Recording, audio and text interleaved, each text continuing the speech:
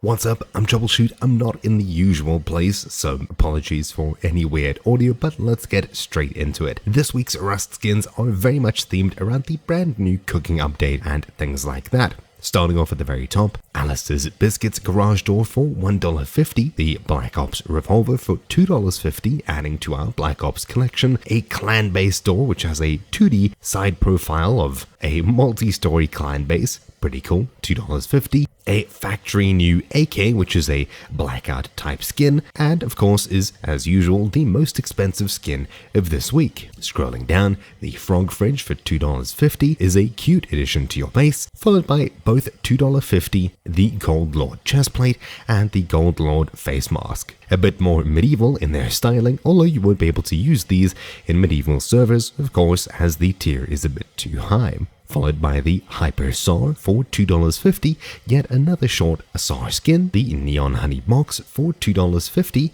around the brand new B update, the Pie Furnace for $2, this one will make Shadowfrax happy, and the Fallen Hoodie and Fallen Pants for just $1 each. These both continue with the Fallen Armor Kit that we got in the previous week. And this week we've got a bonus 2 skins. I'm not too sure why these aren't showing in US, but essentially the Ultramarine boots and the Ultramarine road sign gloves are both around $1. I think it'll be 99 cents US, but again, for me it's showing in South African rands as that's where I'm located. But with enough of that, let's actually see what all of these skins look like in-game. Starting off with apparel, the Fallen Hoodie and Fallen Pants are both 2 new additions to the Fallen outfit, following along with the same theme as the armor. There's tons of bones and skulls scattered across these things, mostly outlining your actual skeleton. We've got a rib cage for your chest, your back's got the spine on it, your legs have these massive bones heading through them, and for the most part it really does make sense for where things are, but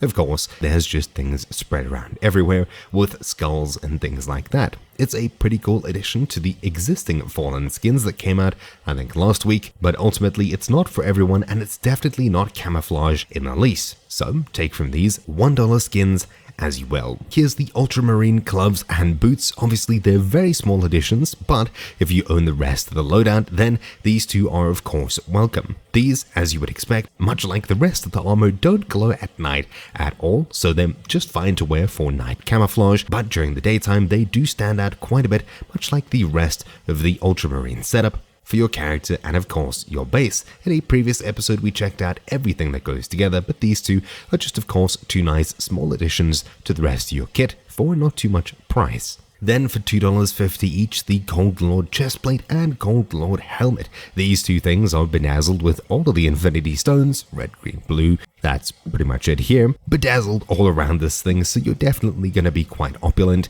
in the kingdom that you're ruling on your RP server. This, of course, isn't any kind of armor that you'll be using to hide away. It's more to just flex your wealth and attract sometimes unwanted attention on different servers. Much more of an RP piece, not to be used in most general setups, but hey, there you go. Then the factory new AK. This thing is super shiny, although it's blacked out, so don't expect to be hiding too well with this thing. Having a look closer up, this thing is obviously super shiny and somewhat reflects your surroundings, though of course certain things may not show up on different graphic settings, but it is definitely very pretty and, well, I guess very factory new. There's a dark walnutty type wood along the front handguard here, but the rest of it is as shiny as can be. Scoping in, this is what it looks like.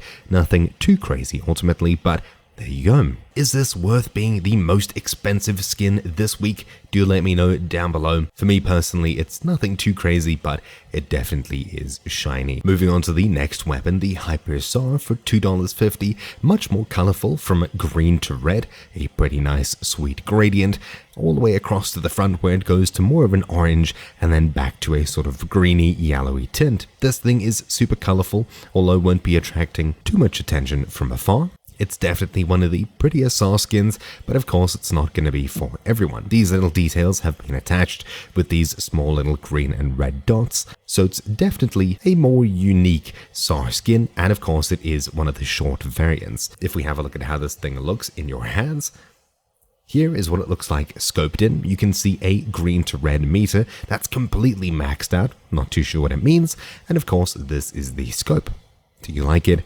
Let me know down below. Then finally, the Black Ops Revolver for $2.50, again super shiny, and we have the same carbon fibery dotted type texture across the cylinder as well as parts of the handguard and things like that. On the back we have a recurring theme, which is the skull, and here we have a super easy to see crosshair. Is this pay to win? Well, not too sure about that, but there definitely is a super obvious middle part of your screen marked with the front iron sight. Pretty cool, definitely super shiny once more, but let me know what you think down below.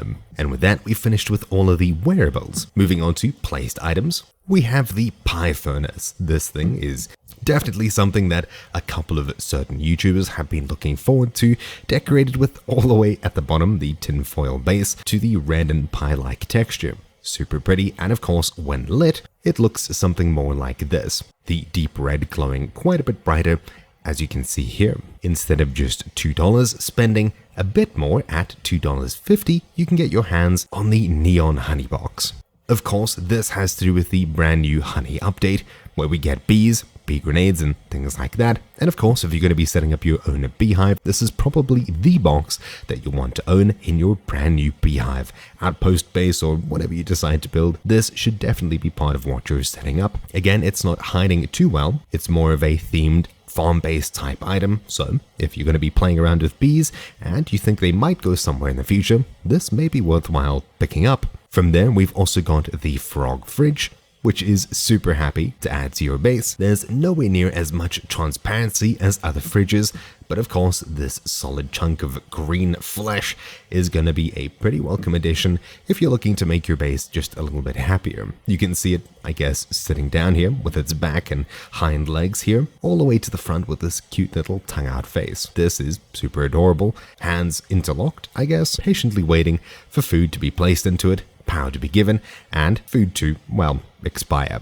That's a new thing. Then, relying on building placements, first of all, the clan-based door for $2.50, complete with integrated keypad, which is reversed on the backside. Yeah, on the front side, it's definitely the right way around. All the way from the bottom, harkening back to, I guess, cave paintings and things like that. We've got 3 different people, soft side raiding into the second floor here with a wall-mounted weapon rack, someone sitting by a fire, a vehicle, and a repair bench. To the next floor, a shotgun trap looking over, I guess, a loot. To the next, and the next, and the top floor all the way up there with the large battery and of course hemp farm, which is required for any large base. This is a pretty cool detailed breakdown of a clan base and more of a funny little thing to add to your base more than any kind of competitive advantage. It's definitely a niche skin, followed by finally a Rust Dev's own skin, Alistair's Biscuits garage door. This, of course, is Alistair, one of the developers at Facepunch and usually the loudest